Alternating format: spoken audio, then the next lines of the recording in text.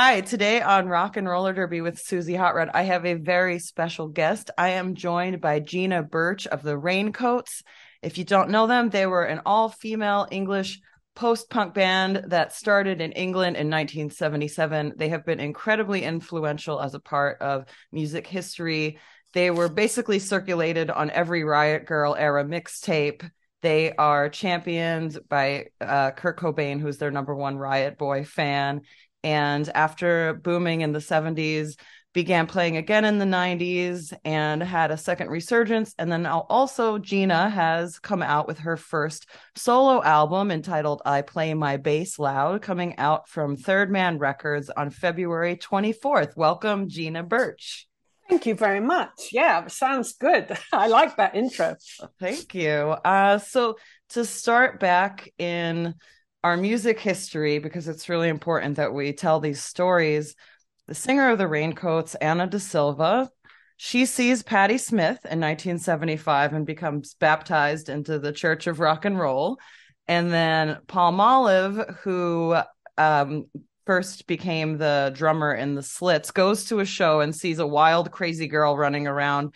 And it turns out to be Ari Up, and the two of them form the Slits. So you and Anna are in art school together, and you see the Slits in 1977. And then what happened? Well, I was at art school. I was in love with what was going on in the art world. And I'd come down to London from Nottingham, and the London college that I chose wasn't that exciting as it happened, but I feel like fate sent me there to meet Anna and to meet Neil Brown, who I ended up getting me a fantastic squat in kind of Notting Hill. So I feel like lots of good things happened. But when I was at that college, I started there in the autumn of 76, and punk was happening. I had by chance been to the Sex Pistols' first gig when I'd come down to London, and it was another pure coincidence that happened. But I was a neighbor of Palmolive's sister, and so they hung out a lot together. So I was very aware of what was happening with the Slits. But when I saw the Slits play, I just thought this was so incredible. They were so kind of riotous, adventurous, kind of broke all the rules in a way that really spoke to me and made me feel like this is what I want to do. I hadn't realized up until that point it's what I wanted to do. But just when I saw them, it was like, it was so infectious, and I was just hooked into it so badly, so deeply. And I really wanted to do something myself like that. And that's what happened. And shortly after, I did go and buy a bass guitar. Right. So you had never played before the band, but one of the things I wanted to ask you was when you listen to the Raincoats' first album, you have a really distinct bass playing style versus someone that's just playing exactly the same bass note as the guitar. And so how did you, just out of the box, self-taught, wind up with the unique style that you have? Well, I thought I don't want to just play the root notes. That's really boring, isn't it? It just never occurred to me to do that. That just seemed ridiculous. So when I got my bass, I started playing along to a Toots and the Maytals record, and obviously in reggae, the bass is much more exposed than in rock because often the guitar is just skanking, so it's jaga jaga jaga, and the bass is doing a kind of melody or repetitive rhythmic melody. And so I learnt via Toots and the Maytals because I could actually hear what the bass was doing. And so I saw visual patterns in the bass there, but also I was really into melody. I've always loved melody. So it seemed odd to me to just go, G, G, G, G, G, G, C, C, C, C. I couldn't do that. It just seemed so pointless. It never occurred to me that would be a good thing to do.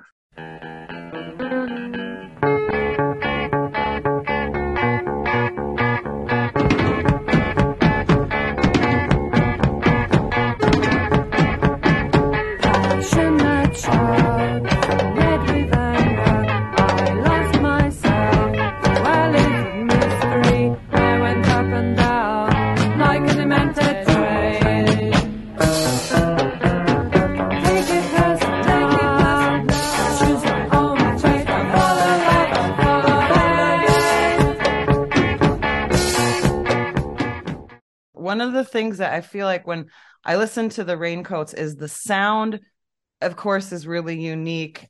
And it has so many different layers happening at once, yet all of the pieces are equal, which I feel like has a very female inclusive feeling to it, that no piece is more important than the other, but it's sort of like there's different self-portraits all happening at once, and everybody has a voice versus sort of like a male rock star ego feeling of a band that's like fronted by something that's, you know, you're only supposed to look at the shiny object. What was songwriting like in the Raincoats?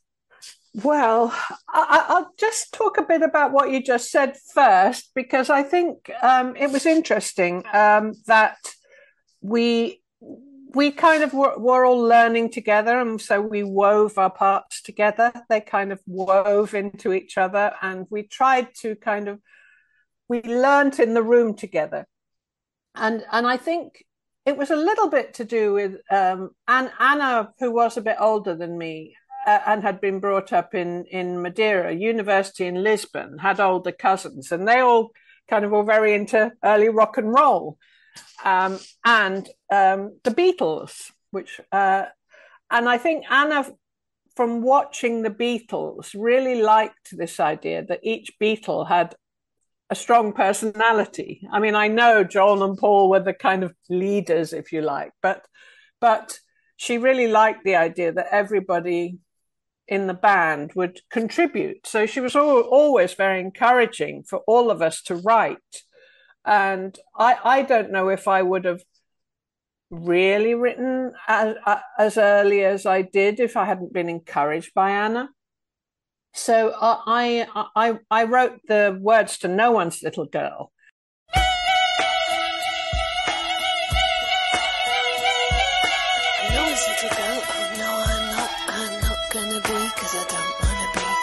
Shall be in your family tree, even if you ask me to. I'm gonna turn you down. I won't miss you around.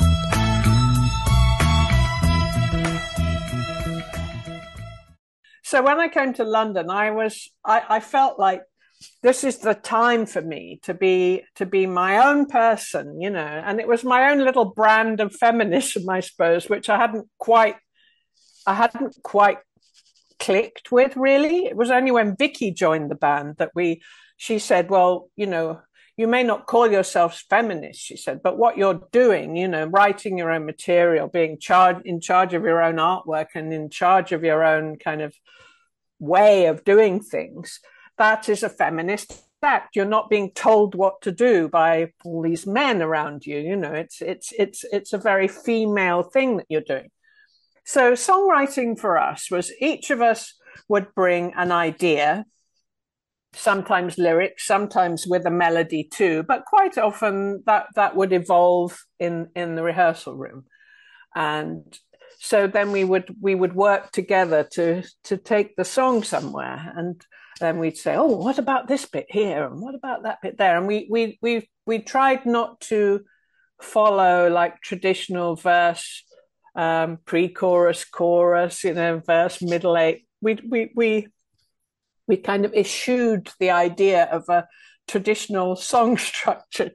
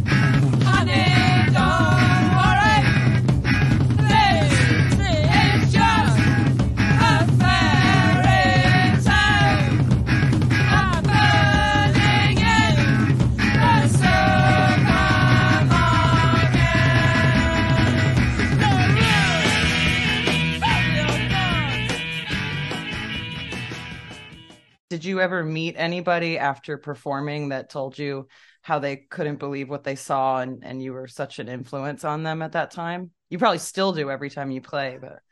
Well, I actually, when we played the other night, Debbie Smith from Echo Belly and Curve, she was like, "Oh my God, when I first saw you, it changed my life. You know, I saw you on television on the Open University or something, I forget." So, yeah, I mean, maybe they did, but, you know, sometimes you take those things with a pinch of salt or they go right over your head. You don't believe that you could have had that effect, although someone may have had that effect on you. Yeah, I don't think I ever took it seriously that we could have had that effect on other people. So It's kind of odd. Yeah. But you know now, right? We know now that some people really feel that we were very, very influential and important. And yes, I think what we did was important, actually. But at the time, you know, we were just being creative, and we were at art school and we were trying to make things, you know, and we were trying to I don't know, not trying to be original, but we wanted to do things in our own way, you know, and see where that took us.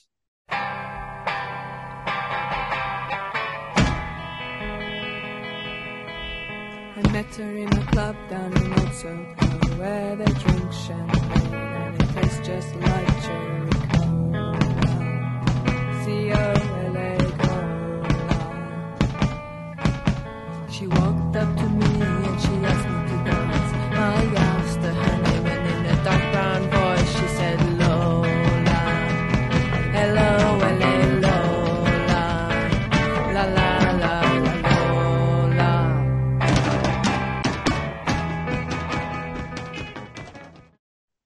So speaking of doing things your own way, one thing that's so distinct about the sound of the Raincoats is the violin. And so How the hell did Vicky Aspinall, who is a classically trained violinist, get into the Raincoats? That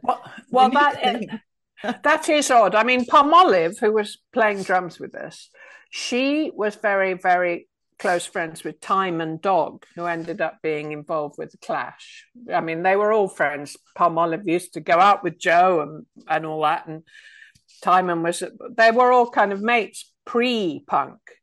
And Palmolive really thought the violin was a beautiful instrument. And I think at the time, she had this idea that somehow we could merge punk and classical music.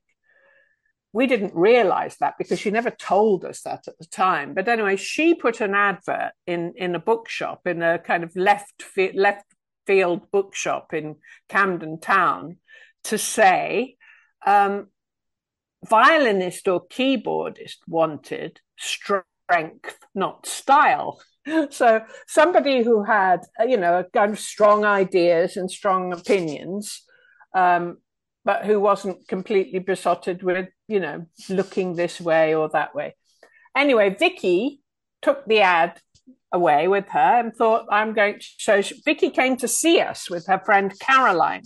And then, you know, and if Vicky would drop her bow on the strings, we go, we love that noise. We love that noise. So we were always encouraging her to be experimental with the violin as well. To try to play it in different ways and to scrape it and scratch it and to kind of make terrible noises on it. So probably her violin teacher would have gone berserk about, but those were the kind of sounds that we liked. And so we kind of tried to move in that direction.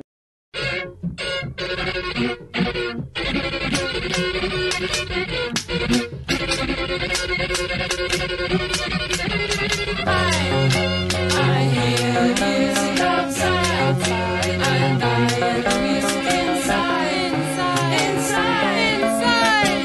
the side to falling, down for all to it until my mind is still my mind, my life. I don't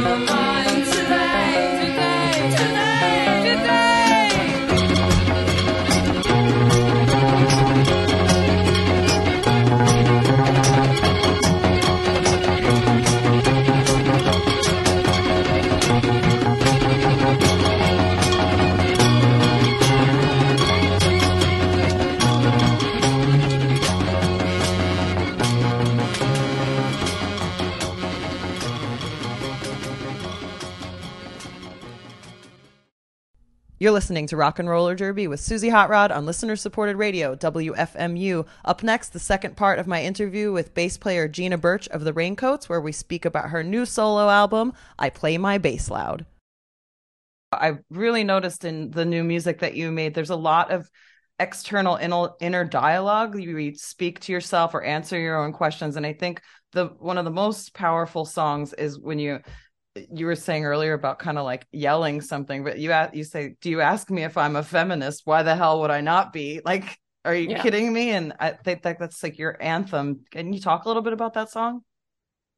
Yeah, I actually wrote that song. I did actually write that song a long time ago. And I was quite pleased with it because it was in like 3 sections, and the first one was about being a feminist and how, things have changed for women, but there's still so many terrible things that happen to women. I had this idea about this kind of fury that is kind of a bit off the scale, but then saying, well, no, I'm not going to do that. I'm not going to lean out my window and point my gun at strangers.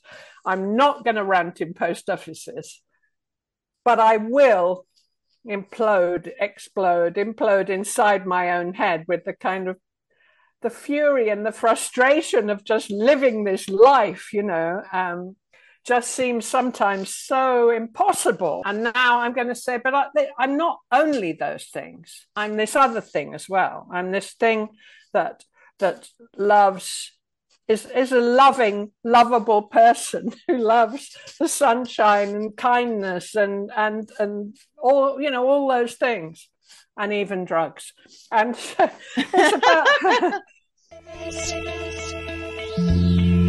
So when you ask me if I'm a feminist, I say, why the hell would I not be? So when you ask me if I'm a feminist, I say, why the hell would I not be? Because I'm a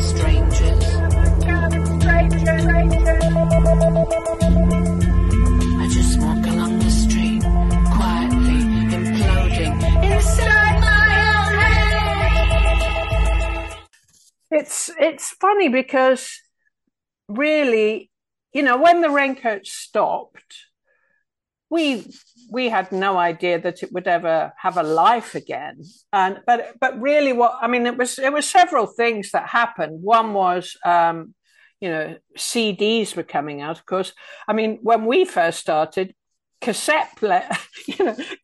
portable cassette players were the kind of height of modern technology, So then CDs came out, and then when Riot Girl happened, and we heard about all those amazing women, we suddenly were so heartened and so excited that the baton had been picked up again by young women, and that they'd referenced us and the Slits and various other women as being of great importance to them. And we were so moved and touched and elated by that. So, that gave us a lot of energy and encouragement and enthusiasm. And then, of course, with Kurt Cobain, and Geffen were interested in us making a new record. It was a magical time for us. Even when we're old and gray, I think you'll see me and look the other way, just like you did only the other day.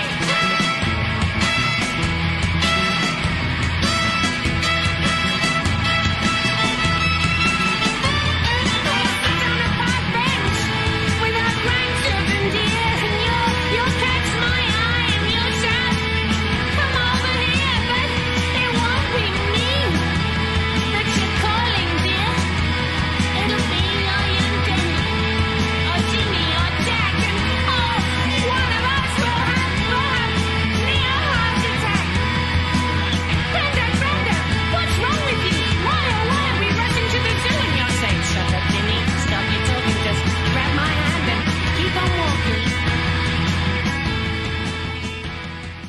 The Raincoats played at WFMU in 1994 on Irwin's show. Do you remember coming to WFMU and playing? Oh, of course I do. And Owen was so funny because he was stage embarrassed. I think it was kind of not really embarrassed, but he got out an early copy of our album, and he'd signed it as if he were us himself. What? And then he got us to sign it for real. So it was just really funny. I mean, that was like the best moment, really, of the hilarity of it. Oh, and man. we had great fun. We had great fun.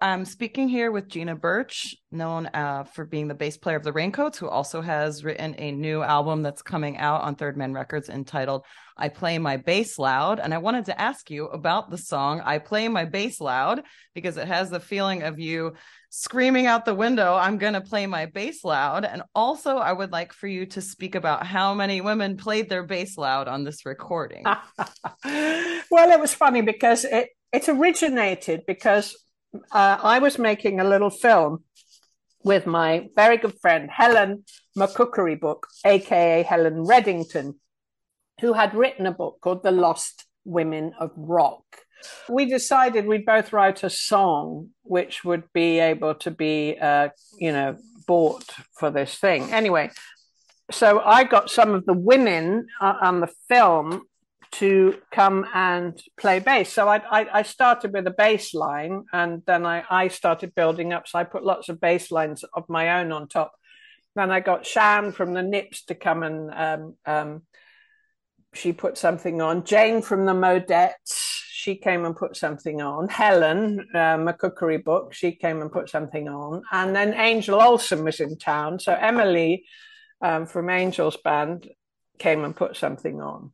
So there are 5 of us on the track, and so I mixed it. And but what happened was I at home my Logic computer is on the first floor in a room with a big bay window, and I'd been recording up there.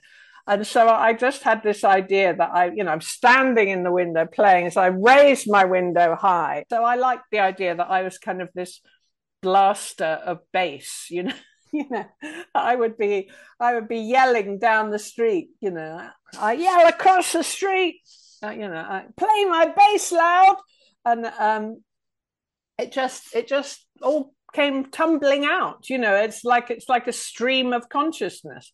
And then I was standing there, and then I was like, I paint the sky red, and then it's turning purple. It just all started to happen. I don't know where it all came from, but it all was just there somehow, and just carried on with it. And then the bit about it rattles your feet is whenever we were doing a sound check, Anna would say, turn the bass down, it's making my feet shake.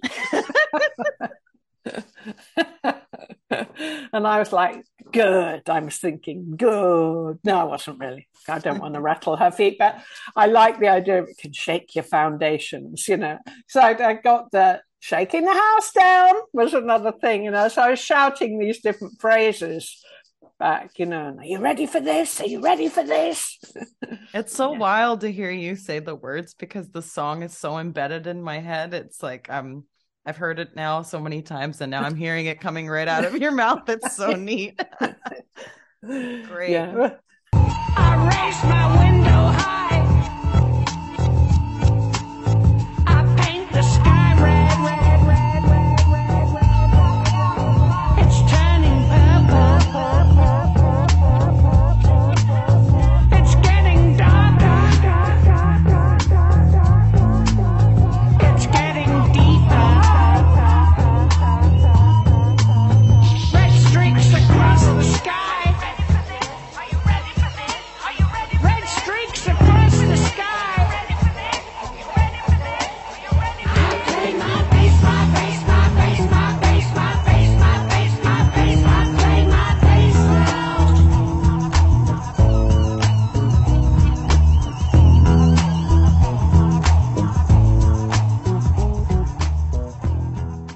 Well, for all our listeners, the time is now. The wait is over. Gina's been itching to release the music. It's coming out on Third Man Records. The album is called I Play My Bass Loud. If you're in the UK, there's going to be tour dates. There's also a music video for the first single that dropped, and your daughter directed it. Is that true? Yeah, she directed the single for Wish I Was You. And Vice Cooler, who plays drums with the Raincoats, amongst many other projects, directed the video for I Play My Bass Loud.